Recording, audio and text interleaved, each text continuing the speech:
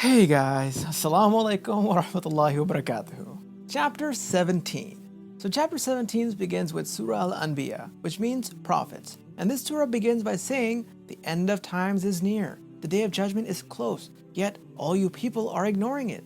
Every time Allah reveals a new surah as guidance, instead of listening to it, people are just so busy with their own lives.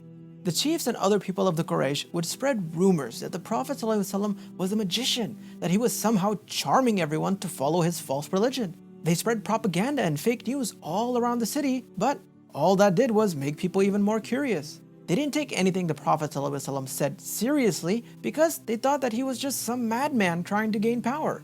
And so they demanded a sign. They said, all the previous prophets brought a sign with them, so where's your sign? Allah responds by saying, all the people that were destroyed before you were shown signs. They were shown many signs, but they still didn't believe. So Allah knows that no miracle would satisfy them. And like we said in the previous surah, once a major sign is shown, the time given to decide if you accept or not is shortened. Because if you don't believe even after a major sign, then there's no hope left for you. You don't need any more time. That's it. Punishment comes. Allah tells the Prophet ﷺ that all the previous prophets were humans, and each prophet was given miracles and signs. So when the people say, how can the Prophet be a human? We aren't going to follow a normal human being. Allah says, ask the Quraysh. They believed in Prophet Ibrahim and Prophet Musa ﷺ, right?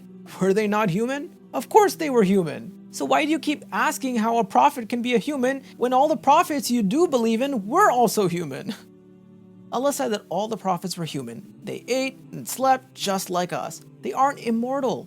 They have the same emotions, same desires, same problems as us. This is so that we can relate to the prophets. They went through hardships too. They suffered and struggled and cried too. So if they can be strong after going through what they did, then so can we. Allah tells us the Quran is mentioning you. Yes, you. All of us. The Quran is talking about us. Allah knows the human mind. He created it after all. So He knows how weak we are, the things that we like, how stubborn we are, and how dumb we are. So this book is for us. Yet, we don't use it. When you buy something, it usually comes with an instruction manual, right? Dumb and arrogant people try building the thing without reading the instruction manual. They think, they know what they're doing, and they spend hours trying to figure it out. The smart people, they read the manual and they finish the task within minutes. So pick up the instruction manual Allah has given to us and use it. The people at the time and the people today both think that this world was created for fun, that there's no purpose behind it. We're here, we do whatever we want, then we die and that's it. Allah says no, there is a purpose. It's a test. And if you want to sit in the classroom and scribble all over your exam papers, then you can. But don't cry once you get your grades back. In hell.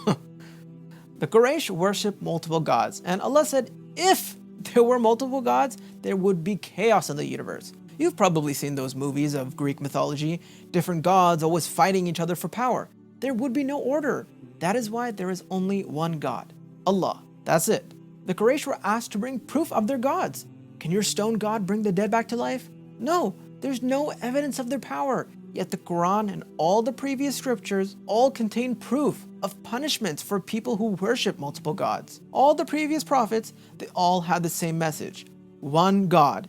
Our book shows proof. You people have no proof. Allah says, do people not believe that heaven and earth were originally one solid mass and then Allah tore them apart? How He made every living creature out of water? This is science. Thousands of years before scientists could even confirm the Big Bang Theory. That the universe started off with one mass and then blew up and expanded into the entire universe. And creatures made of water. Humans are 60% water. All creatures are made up of water. Of course, the people back then had no way of confirming it, but now we do. Then it gets crazier. Allah said He placed firm mountains on earth in order to keep the earth stable.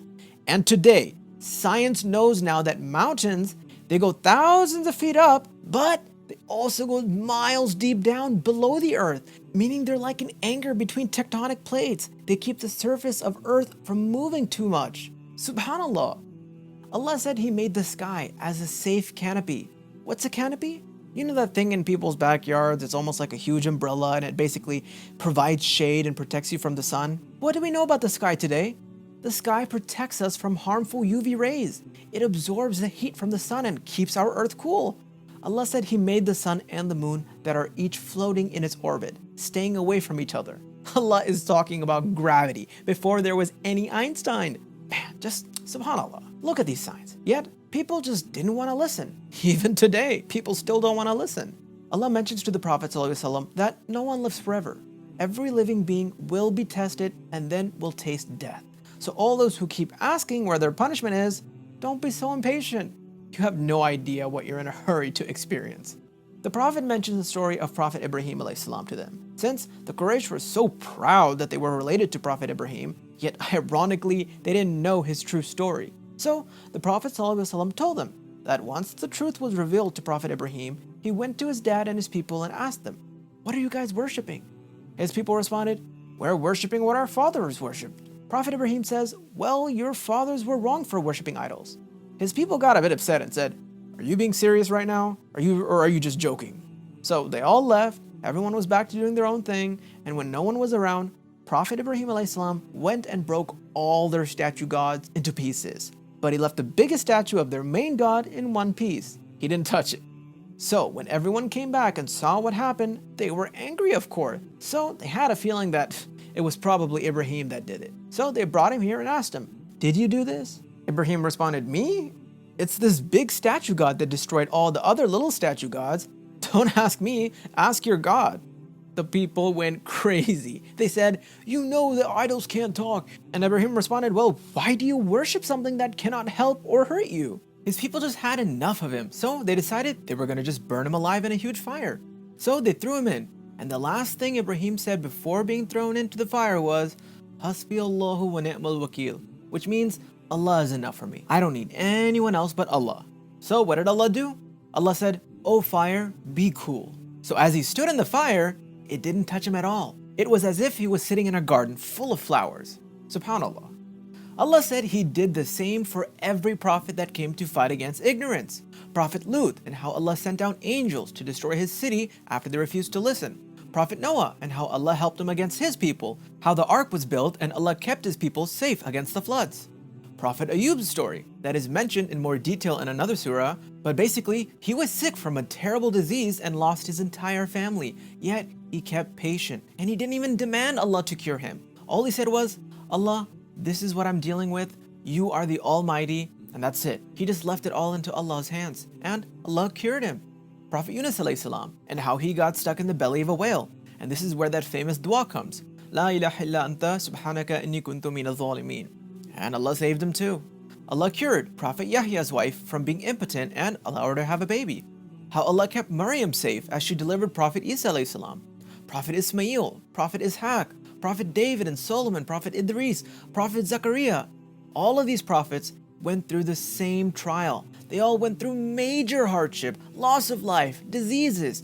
They were in the most ridiculous of situations. They went through some of the most extreme hardships, and they all had to wait for long periods of times before their duas were finally accepted. And they were prophets. They were beloved prophets. Yet Allah still put them through major hardship. And they stayed patient. They stayed strong. They trusted Allah and asked for His help. And Allah helped them all.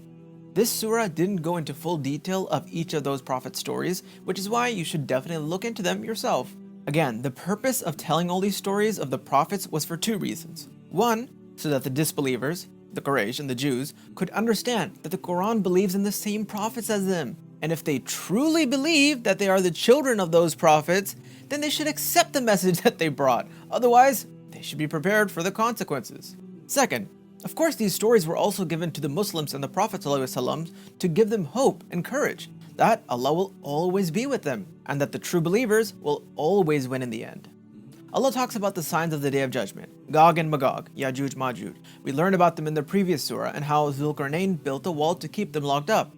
The day they break out, chaos will spread on earth and the Day of Judgment will be super close by. And once this chaos starts, all the people who didn't believe will be so shocked and scared. They're going to regret not listening, and at that time, none of their idols will be able to save them. The good and righteous Muslims, though, they will be calm and chill because, they were prepared for this. The angels will welcome them. High five, you did a good job. Your reward that you were promised is waiting for you. Again, I hope everyone realizes that that's not what they'll actually say to you. I'm paraphrasing everything so that it's just easier to understand. Just had to clarify. So, Allah says, on the Day of Judgment, Allah will roll up the heavens like a scroll and resurrect His people, bring His creation back to life for judgment time.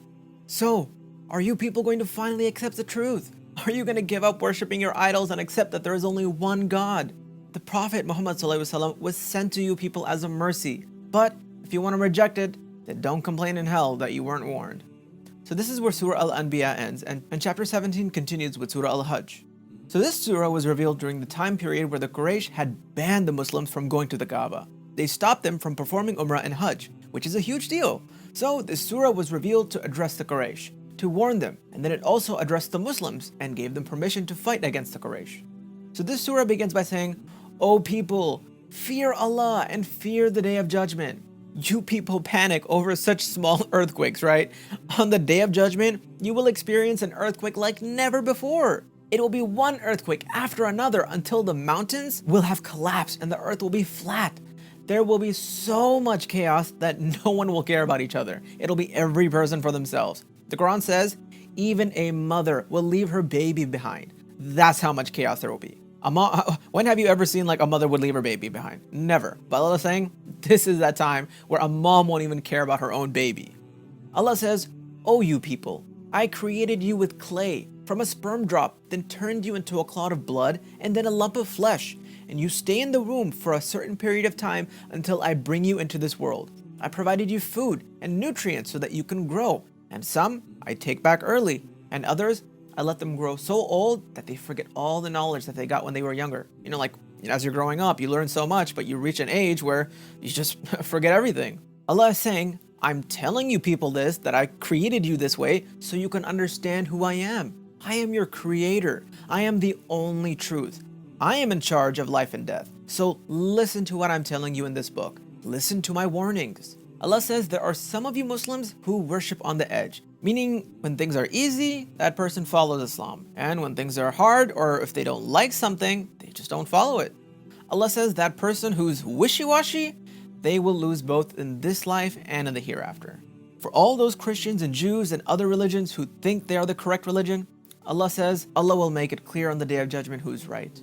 Allah describes the punishment for the disbelievers. Allah says they will wear clothes made out of fire. Boiling water will be poured over their heads that will cause their skin and insides to melt away. There will be an iron mace. You know that metal ball with spikes on it? An iron mace will be used to lash the disbelievers. The believers, though, they will be clothed in the most comfiest clothes made out of silk. They will have gardens and rivers flowing waiting for them.